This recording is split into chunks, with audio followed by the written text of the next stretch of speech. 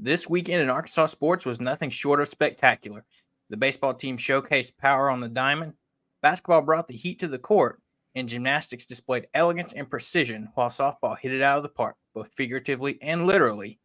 It was a weekend filled with victories, stellar performances, and relentless spirit of the Razorback shining in every game. We'll talk about that on today's episode and more.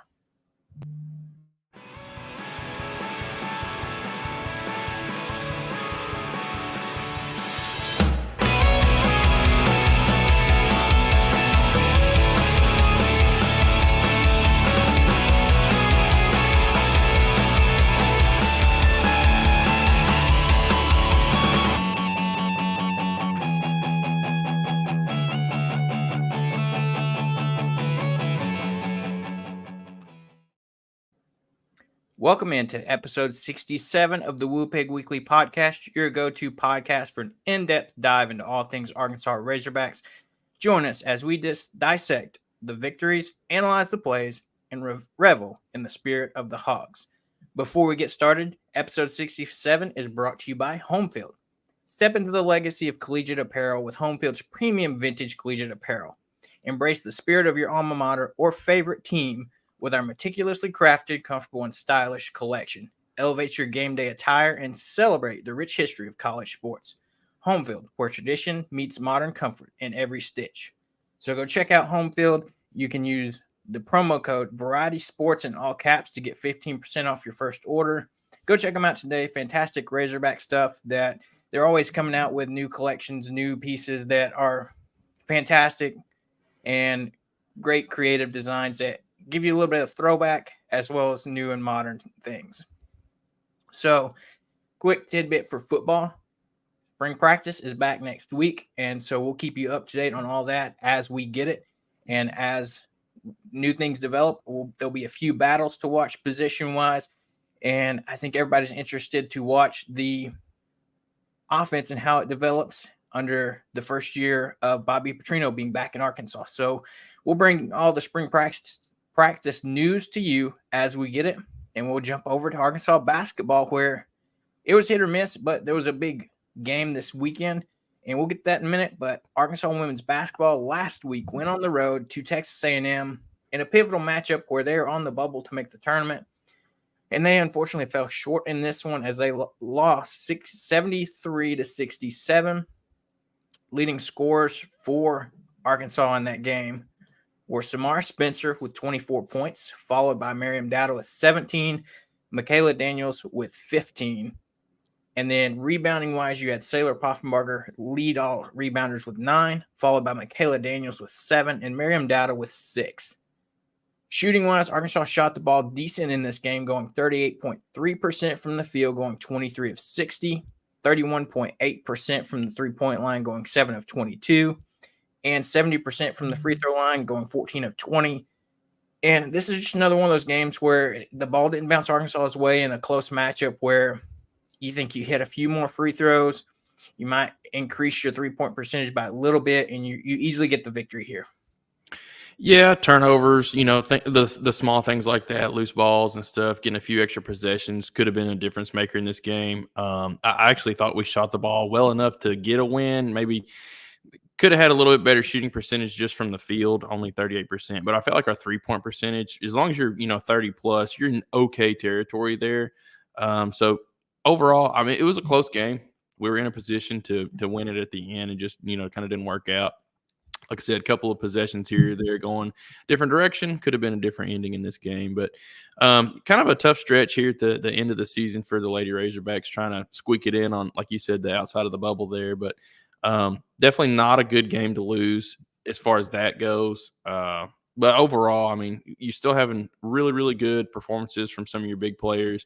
They're playing hard. They're fun to watch. I mean, that's definitely another key factor from a fan's perspective. These players are really fun to go out there and watch. So whenever you get a chance, go watch them play. You're not going to regret it. But overall, kind of a tough loss and one that we really needed to win. Yeah, that's true. And, talk about needing wins, just from morale's perspective, you jump into Arkansas men's basketball where, they got a big win last week on the road against Texas A&M, which was great to see them go on the road and fight and get a win there. And possibly affect A&M's potential to make the tournament since they were close in the last 4 out there. So it's always a good day when you can spoil Texas A&M season or play some effect to it. But, they got the big win on the road and then come back home. And, with this Arkansas men's team, you don't really ever know what you're going to get performance-wise. But they come back home against Missouri, a team that, dead last in the conference, hasn't won a conference game, and really took care of business. It was far too close for far too long, but they found a way to pull it out, and that was all behind an 88-73 win, all on the shoulders of one Khalif Battle, who put up 42 points in this game and just had a stellar performance. He could not miss. He shot 30% or 60% himself from the three-point line. It was just his day, and he was on fire and carried Arkansas to victory in this one. Mekhi Mitchell followed him up with 13 points and Tremont Mark with 10. Rebounding-wise, you had Devo Davis with 9, Tremont Mark with 7, and Khalif Battle, Mekhi Mitchell tied with 6 each.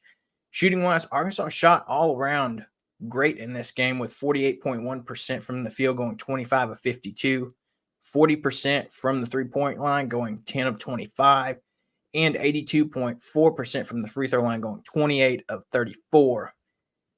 I mean, this game was short of everything that you could want. I mean, Khalif Battle just came out and put on a clinic against Missouri. Yeah, it was awesome to watch. I mean, it almost at one point, I looked up and he had like 20 points, and then it was kind of a quiet 20 points, and then man, just that second half, it just seemed like he exploded even more after having a pretty good first half of the game, and it got to where it was loud points. He was hitting heat check threes. I mean, it just kind of got ridiculous almost in a fun way. And I was excited to see him have that level of success with kind of the up and down season that he's had, and really the up and down season that we've all had. It was fun to kind of finally have one of those games that you can really get loud and proud about, especially with a player like that having a career performance. Overall, a great team win. But yeah, he really did carry us this game. This was his kind of breakout in a sense. I was about to say, I think this was more of the Khalif Battle type of player you were expecting when, he decided to come here from Temple, coming into the end of the season, he's supposed to be an electric scorer. We kind of saw that going into as the season got kicked off, as he put up several 20-point games. And then, as conference play started, he kind of fell off. I think he lost a little bit of confidence as, he was struggling against some of these SEC opponents and really struggled to find himself that first half of the SEC conference. And now late in the season, I think he's really found that confidence back and is able to perform, and comes out and against Texas A&M he put up 15 points, which is not terrible, but I mean that's kind of a bench player for him. And then he just took that to the next level in this game, and he carried that over to the next game, which we'll hit up in just a minute. But great performances all around there. And then we jump back over to women's basketball, where they had a home matchup on senior day for Michaela Daniels. It was a big matchup with Vanderbilt, where, Arkansas still on the bubble for the tournament. And, this was a very pivotal matchup for them. And unfortunately, it fell 62-53.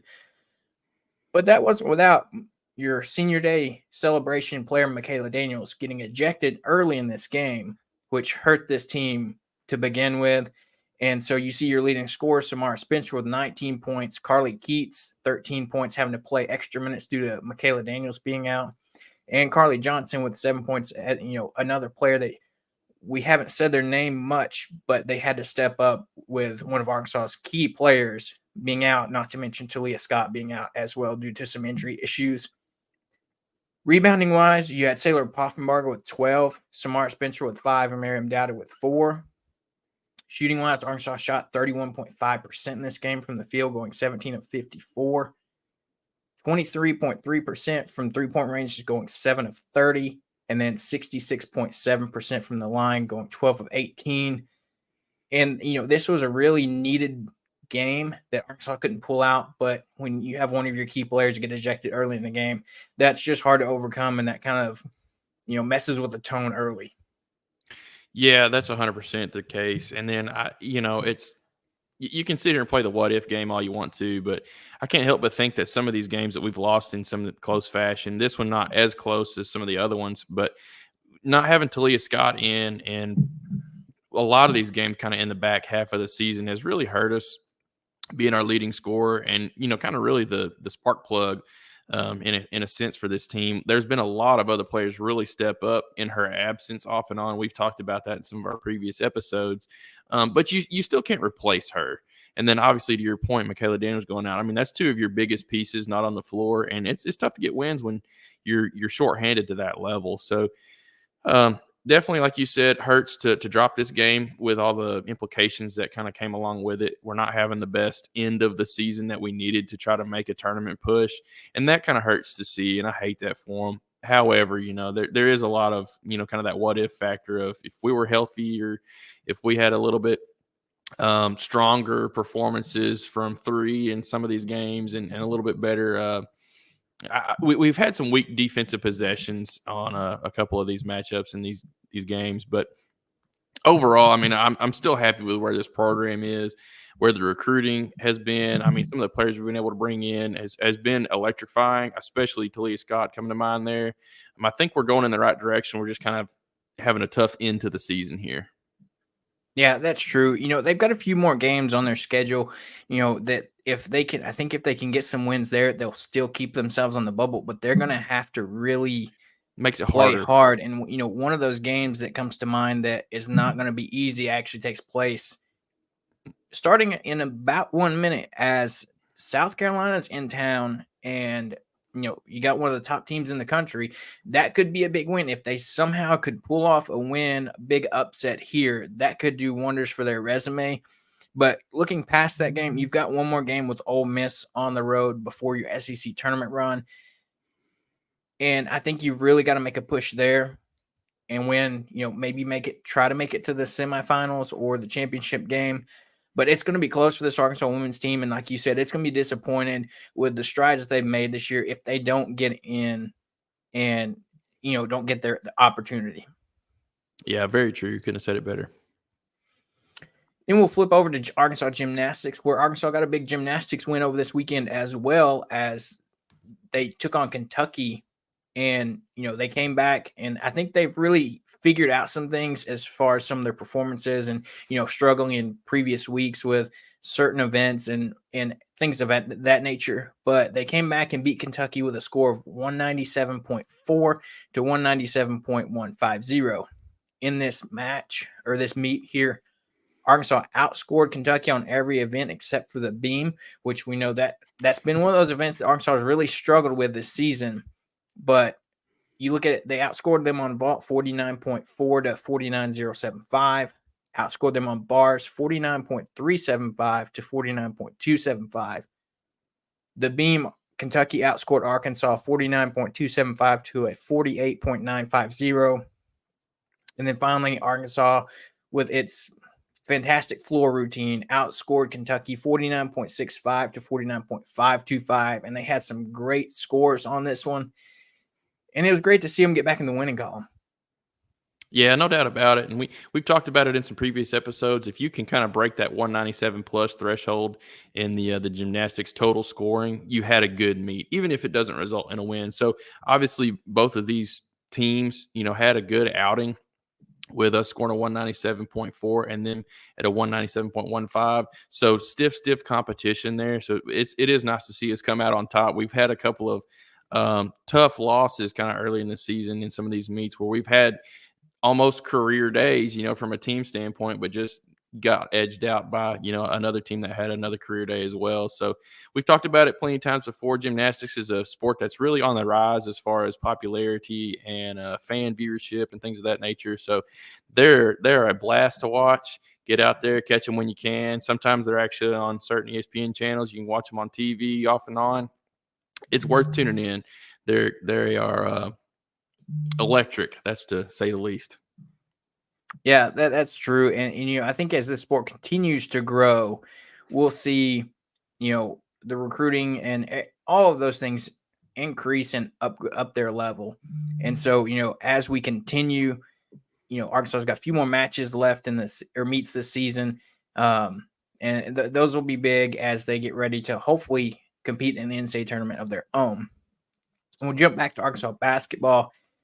As you know, they had that momentum against Missouri coming in and getting the win there.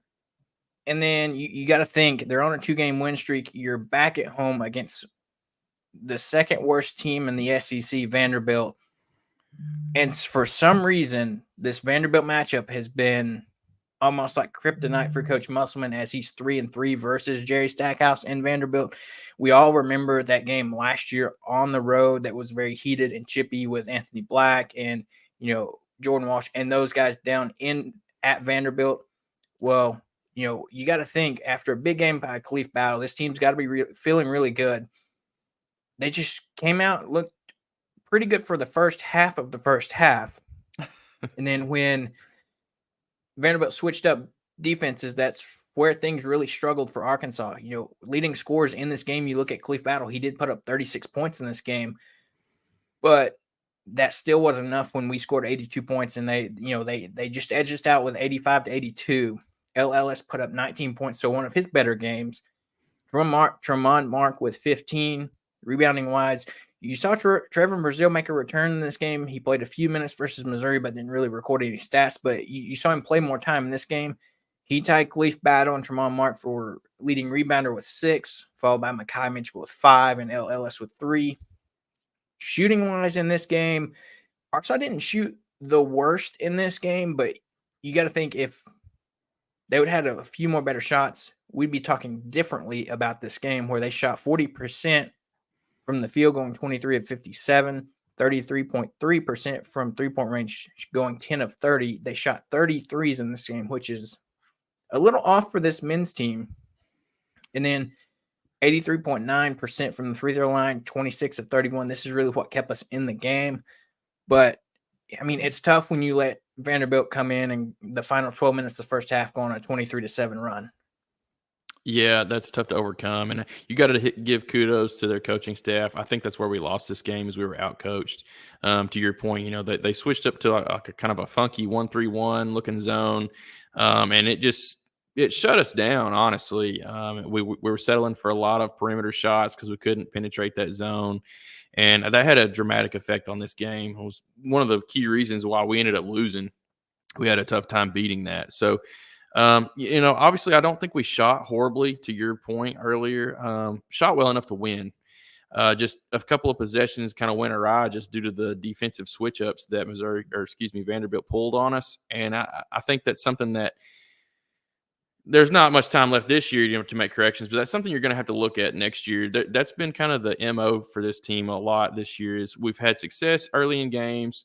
A team will make an adjustment on us and go to a zone or something like that, and it completely breaks up our offensive prowess, and we just can't get a bucket after that. So I think we're going to have to do a better job in development next year on understanding how to make in-game adjustments as other teams make in-game adjustments. That's something that I think we're seeing poor performance at, from the coaching, from the players this year. And I think that's hurt us in a couple games. This one definitely is a prime example of that. But overall, still almost a career night for Khalif Battle again. You can't overlook that. He's really been playing his butt off these last couple of games, and I think that's another thing you can't lose sight of is this team is still out there grinding, battling, playing as hard as they can. I mean, you see it in these games, and it's not all for loss or anything like that, but there's not a lot of postseason implications on the line for them to be playing as hard as they are. So you got to have a lot of respect to these players for them putting the effort they have been in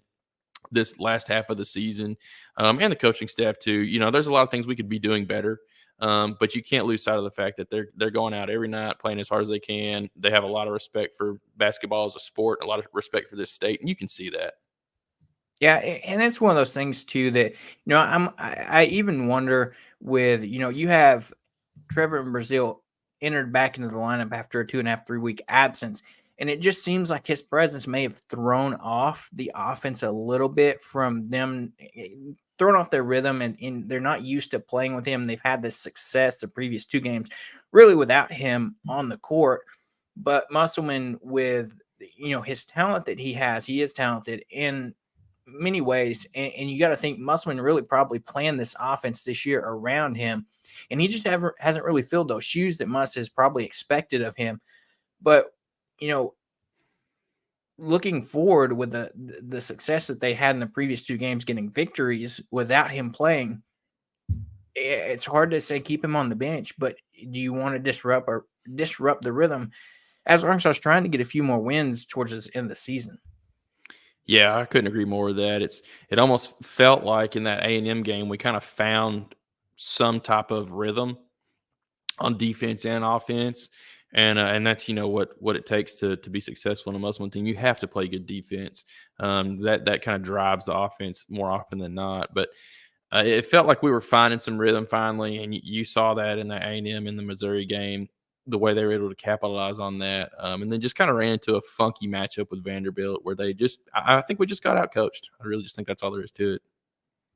Yeah, and it's a tough thing, especially towards the end of the game. You have him in instead of maybe a Mekhi Mitchell or a Chandler Lawson. That towards the end of the game, there was one point right there in the game with just seconds left that you have a chance to win this game. Vanderbilt goes to the free throw line, misses both free throws, but then you have nobody in there rebounding the ball. They get the ball, put it back to increase their lead. So to me, I don't know. It's a perplexing question on whether now that he's back and can play, do you keep playing Trevor in Brazil? I saw today where Muss said that Jalen Graham was probably going to be available for the game this weekend. So do you play Jalen Graham more? It's one of those things that you've got a talented player, but is he hurting the team more than he's helping?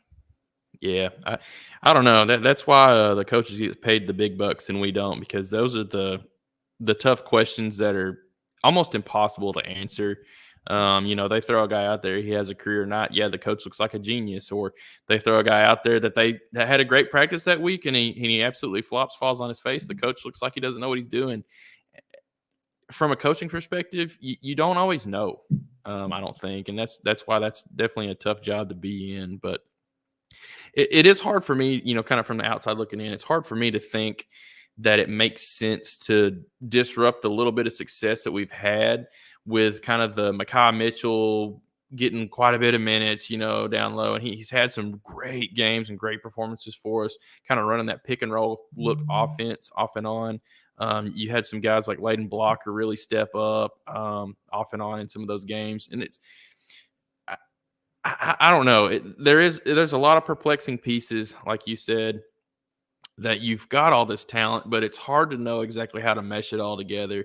We talked about it, I think, an episode or two ago, that coming into this year, I thought our depth was going to be one of our strengths, and not saying it's not, but it almost feels like it made Musselman's job so hard each night on knowing who to play. I think it might have been in the back of every player's mind that, hey, there's 8-9 guys on this bench that can come in and take minutes away from me if I have a turnover or two. And it's almost like they were overplaying, if that makes any kind of sense. And nobody ever felt comfortable or something.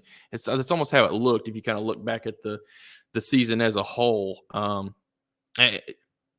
How you fix that, I don't know. That's not for me to really say or to know. I definitely think it's something that they're going to have to think seriously, long and hard about.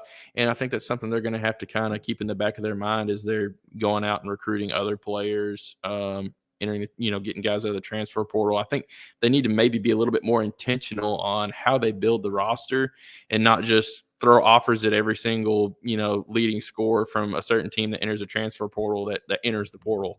I don't know. Got mixed feelings there, but anyways.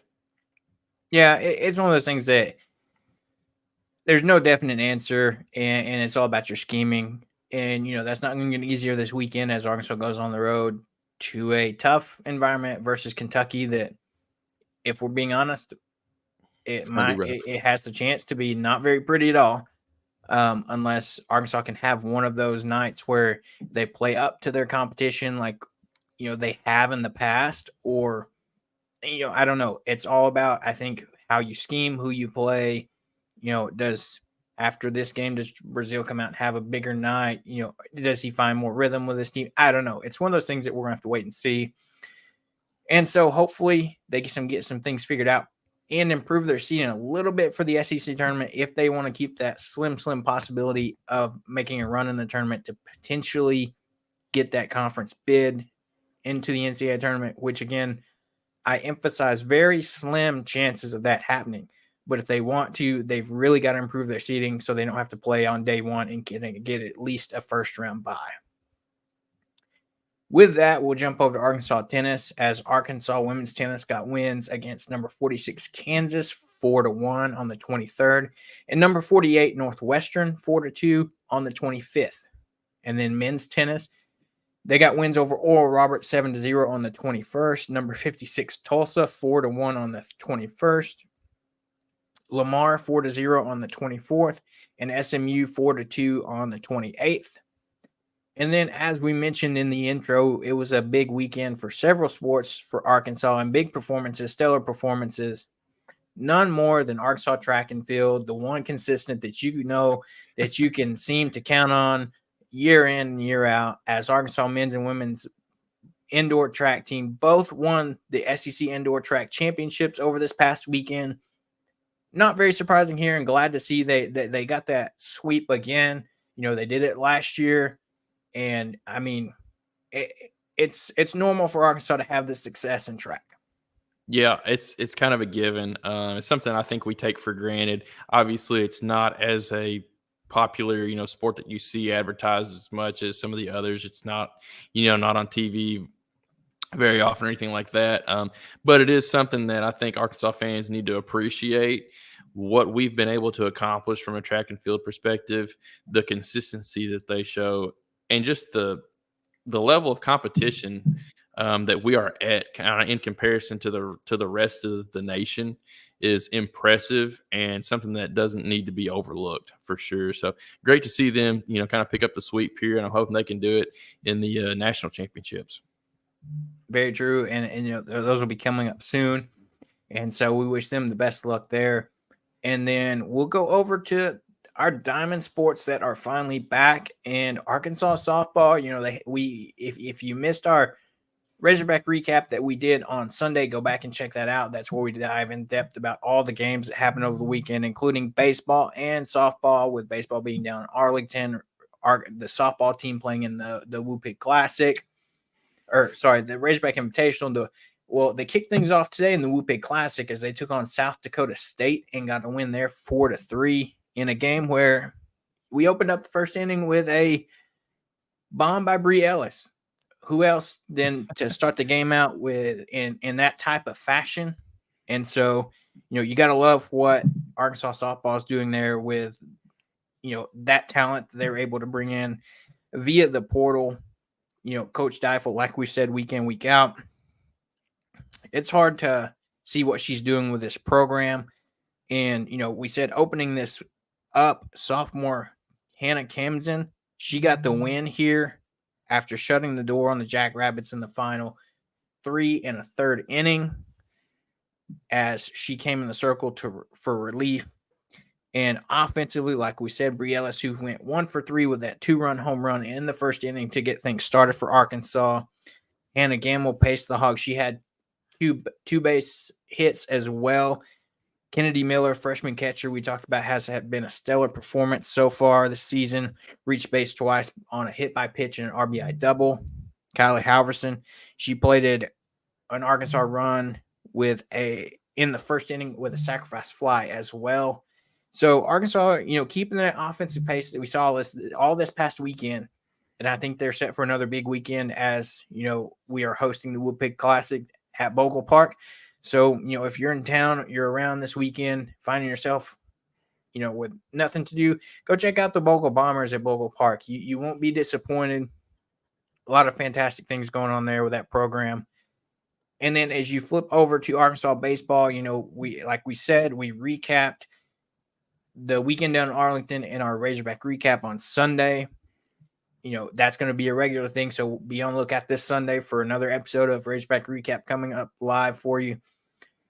But that performance earned a number of Arkansas Razorbacks honors for their performance, and you had Hagen Smith earn the Golden Spikes Performance of the Week award for that fantastic outing against Oregon State. He was also named SEC Pitcher of the Week. You had freshman Colin Fisher earn SEC Co-Freshman of the Week, still with these co's, but it's still a great honor for him to get that notoriety, if you will. And Arkansas came back, with not having very good bats over that weekend in Arlington. Well, they came back in a big way against Grambling on Tuesday, where they got the one win here, 21-1 in 7 innings. So they unleashed, man. Yeah. And you got to hope this is a momentum for, as they go through the rest of the season before we get to conference play. But this was a game where Arkansas had a combination of 2 grand slams, home runs, you name it, the Arkansas did it. And it all started out with a very surprising person coming up with the first grand slam in Hudson Polk. If you remember, he was a catcher for Arkansas last year that, him and Roland, kind of alternated catching on weekends and different times. Well, he found himself buried in the depth chart this year as, most of our games have either been started by Hudson White or Ryder Helfrich, the stud freshman, and then Roland sprinkled in there as well. Well, Hudson Polk got his opportunity this weekend and made the most out of it with his first at-bat of the season, stepping up to the plate with bases loaded and sending it 421 over the wall for a grand slam for Arkansas. And that's intense for your first at-bat. Yeah, he really stepped up to the plate, if you will, on that scenario there. I mean, he hit a rocket off the batter's eye, straight dead away to center field. I mean, it was a no-doubter. Heck of a performance from him. I thought he played well all around. Then you had Jason Jones, who's, gotten playing time throughout the year off and on. He's trying to kind of find his way. He had a great game. Ended up having 2 home runs himself, and one of those being a grand slam. And they were absolute missiles. I think one of them was 105 off the bat, and one of them was 108 off the bat. I mean, just hitting absolute tanks, man. So, like you said, the offense got rolling. It was good to see the bats come alive. Granted, you got to understand the competition level. I mean, Grambling threw 5 or 6 different pitchers out there, and I think a couple of them were throwing fastballs in the mid 70s. So that's high school speed. That's about what I can throw, and so it's expected that we should be able to hit well off of that type of pitching. So it's good and a confidence builder to see that we were able to perform how we should have. That's a team you should beat by a plethora of runs, maybe not by 20. I mean, that was excessive, but yeah, you should beat a team like that by 5 to 10 runs. And so it's a good confidence booster to actually come out there, perform as is expected of you, and really just kind of get everybody involved. There was, multiple position players subbed in and out, in the 4th inning, 5th inning, just to get some excess playing time and things of that nature. A lot of pitchers rolled out there just to, get some innings under their belt. And then, with it being a 7-game win, nice to be able to maybe get a little bit of extra rest more than you were expected. So overall, couldn't beat that performance at all. I mean, everybody played well. Everybody that pitched, everybody that hit, everybody that subbed in. I mean, it was a good outing. Yeah, you couldn't ask for more in this game. And you mentioned some of those pitching speeds thrown by Grambling. I believe one of Jason Jones's home runs that came 105 off the bat came off of a 68-mile-an-hour pitch. That's bat speed right there. Yeah, that's intense. And we'll run through the pitchers real quick. You had, like Seth said, several guys run out there just to get them some innings and kind of see what you've got. Maybe some of those guys that struggled against JMU a few weekends ago, that didn't get the best start. Run them back out there and see if maybe it was just opening season jitters, whatnot. Well, in this game, you had Colin Fisher get the start in this one. We know what he can do. He came in for a single inning, 1 walk, 1 strikeout on 12 pitches. And then Parker Coyle came in relief. He didn't have the best outing against JMU. He came in this one, pitched 2 innings. He had 1 hit, 1 strikeout on 23 pitches. So not probably what he wanted to do, but still a little bit better than what he did against JMU. Cooper Dossett, a name we haven't seen this season, came out for 1 inning, had 1 walk, 1 strikeout, 3 strikeouts on 17 pitches, and he's a local product out of Springdale.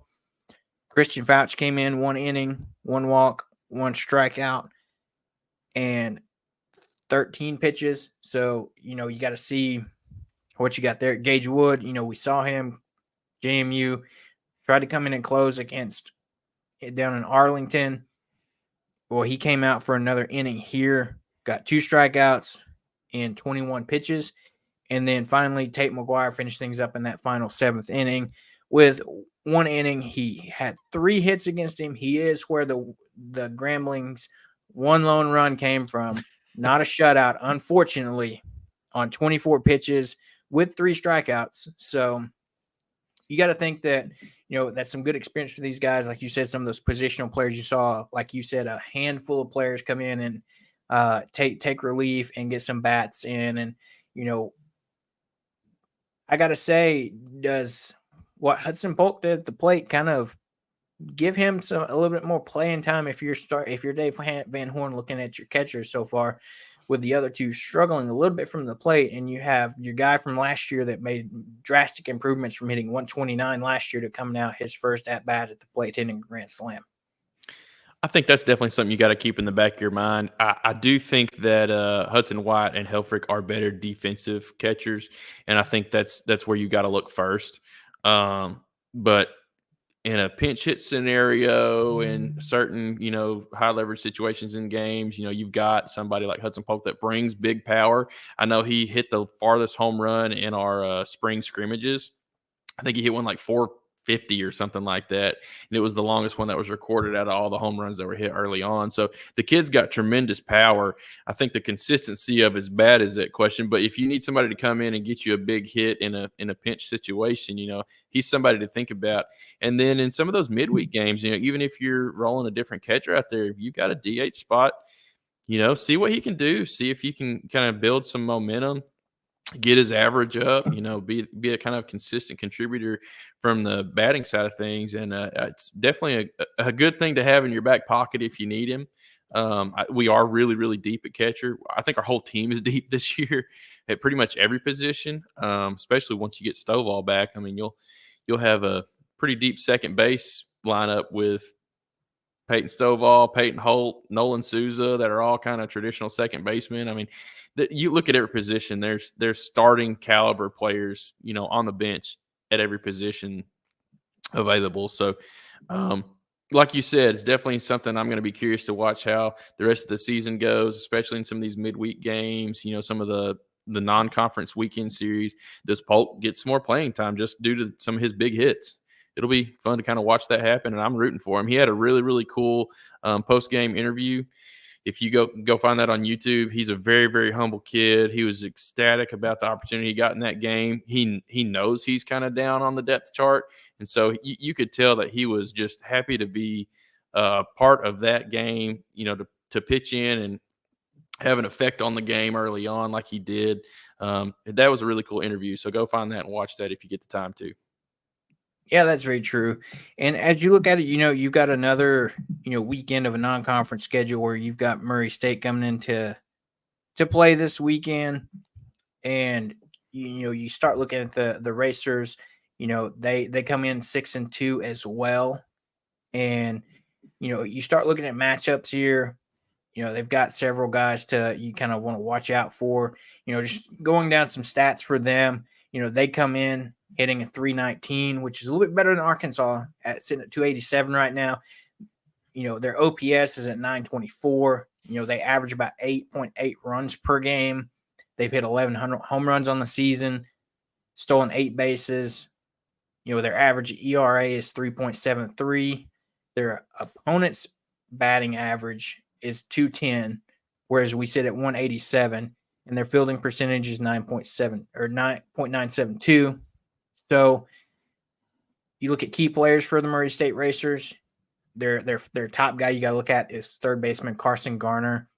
Hitting 440 average, 8 in the first 8 games, 25 at bats, 8 runs scored, 11 hits, 13 RBIs, 5 home runs, 11 walks, 4 strikeouts, 1 error, and he fields a 95.957 fielding percentage. So he's the guy that is probably going to be the guy you're going to want to look out for in this batting order. as well as right fielder Jonathan Hogert. He's hitting 419 through the first 8 games with 31 plate appearances, scored 13 runs, 13 hits, 4 RBIs, two doubles, 7 walks, 5 strikeouts, and a full 100% fielding percentage. So no mistakes for him so far this season.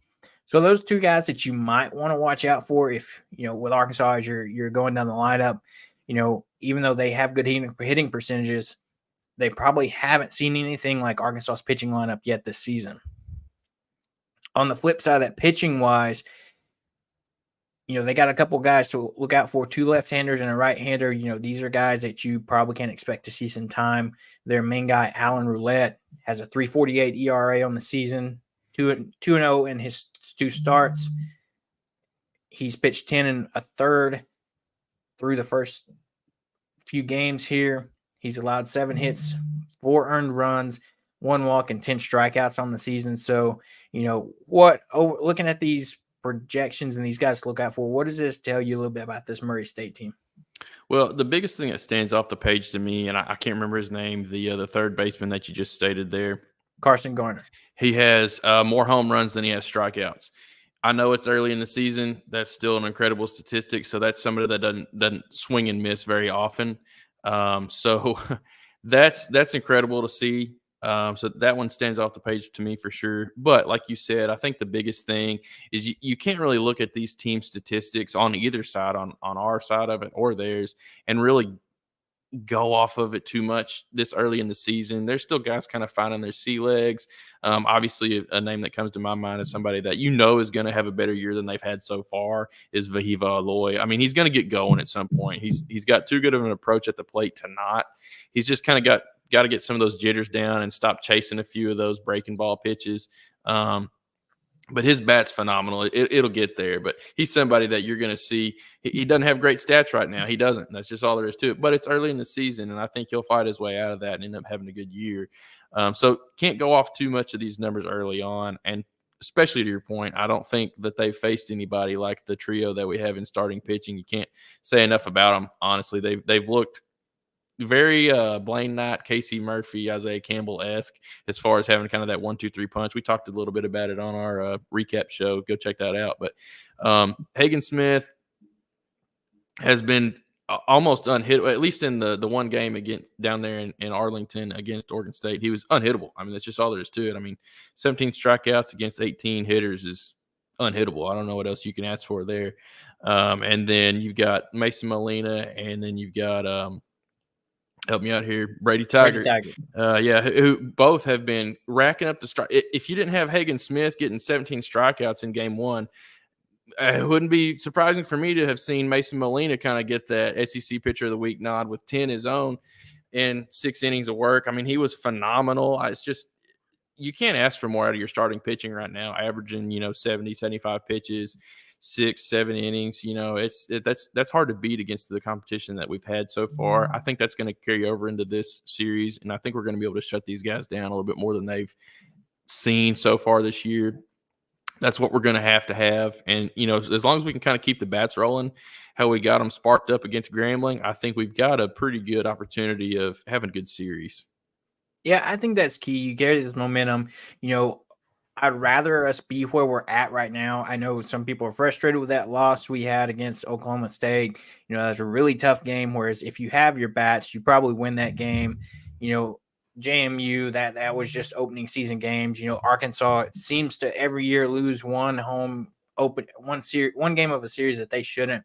They've checked that box with JMU. So, hopefully throughout the rest of this game homestand they got before we get into some conference play, they handle and take care of business. Bring them brooms. An interesting stat through the first few games of the season is, I think, this is from some statistics for you people that like it, and from one of my good friends that's huge into baseball.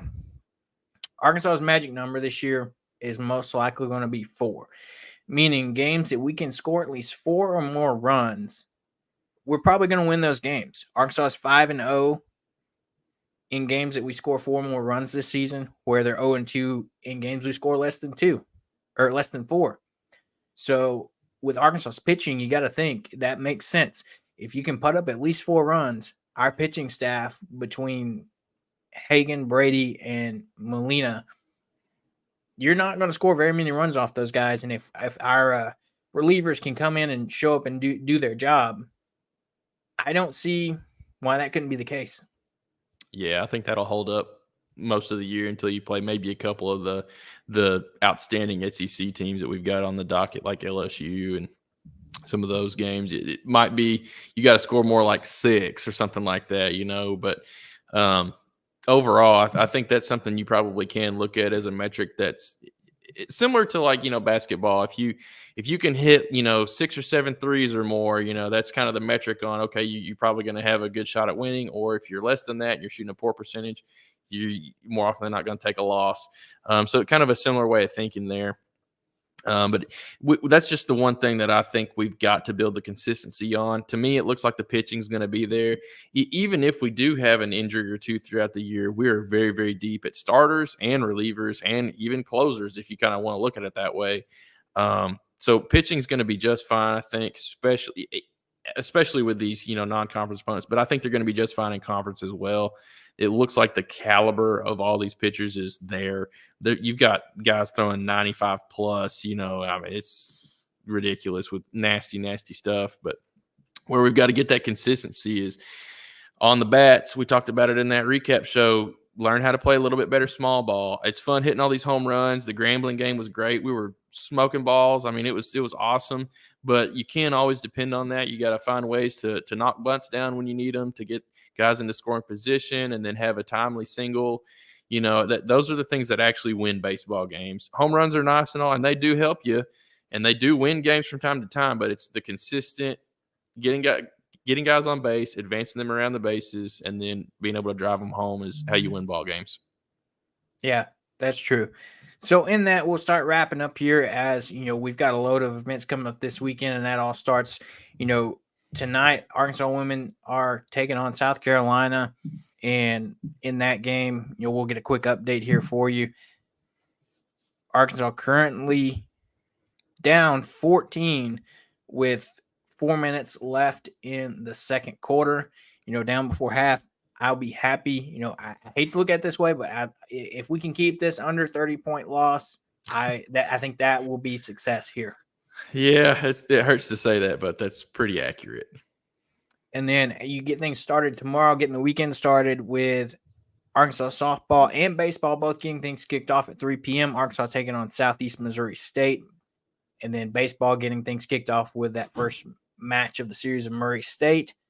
And then Arkansas has women's tennis taking on number 20 Tennessee on Friday as well. And then part of a doubleheader, Arkansas will be taking on FAU at 5:30 after that first game. This is a team they've seen before. They went and played down in Florida, Boca Raton. They played this FAU team, got the win in a run rule there. So hopefully we can, make that 2 wins against them on the season. And then, as we mentioned, Arkansas basketball is going on the road to Kentucky this weekend, where they have the 12:30 matchup. Hopefully that's a game that, maybe Arkansas can find something there and kind of get a win to help boost their SEC tournament seeding. That's all you can really hope for. Baseball is back in action against Murray State at 2 o'clock on Saturday. First pitch. Softball, South Dakota State, they're playing them again in the Woo Pig Classic at 3 o'clock on Saturday. Men's tennis taking on number 5 Tennessee. Women's taking on number 11 Georgia. Softball taking on Sunday the 3rd, Southeast Missouri State again at 12:15. And then Arkansas will finish up their series against Murray State at 1 o'clock on Sunday. The women will go on the road to take on Ole Miss in their final regular season SEC conference game before the SEC tournament gets kicked off. Men's tennis will take on Tennessee Tech. Gymnastics goes on the road to Missouri before they come back home for their final 2 meets. That will actually be in Bud Walton, so let's get out there and pack the Bud. It's a great show, so if you haven't got your tickets, go try to get those and show up for those gymnastics meets. And so as we wrap up there, this was our first live show. We may try to get more consistent at this. and, come to you live more than just our pre-recorded shows. So make sure to like and subscribe to the podcast on YouTube, Apple Podcasts, Spotify, wherever you find those. Go check it out. Hit that like button. That means a lot for us as we're growing here. And, thank you for listening to today's episode, and we'll be right back here next week.